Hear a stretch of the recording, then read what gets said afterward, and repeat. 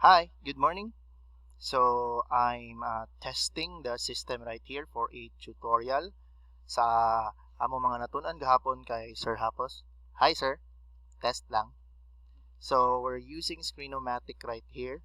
I'm holding the headset kay para madungog ang volume sa akong tingog.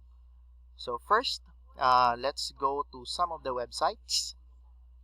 Okay, the first nga gitudlo ni Sir gahapon is this, the Directory of Open Access Journals. Here you can find some journals nga pwede nimo magamit for your thesis or dissertation study. So here we go. You just try to input here a topic. For example, my topic is about sports management. Inputting sports management here. And then click search. After clicking search, all related journals nga available sa Directory of Open Access Journals makita nimo here. Here is the rundown of some of the list. So, you're going to click on the full text to view para ma-view nimo ang full journal. So, this is it. Here is trait-based emotional intelligence, body image, and so on. Let's go back.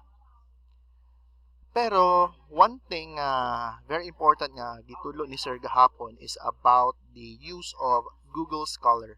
So this is Google Scholar. This is Google Scholar. So any journal or article title nga imong makita, you just place it here in Google Scholar. For example, I'm going to search about the special program in sports curriculum. Then we have it here. Here are some of the topics, the journals nga pwede na to gamiton sa tong study.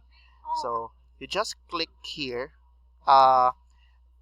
Here is cited by how many people ang ni-cite ana nga study. Okay. You just click on the double colon or double apostrophe to get the bibliography. So, this is the APA format. Mao na tong kopyahon sa bibliography. So, mao na siya ang importansya sa Google Scholar. Sir, test lang ni sir. Basta try lang ako upload on my YouTube channel. Here is my YouTube channel. So, I will be signing out. Test lang if makuha ba gid siya. That's it. Bye!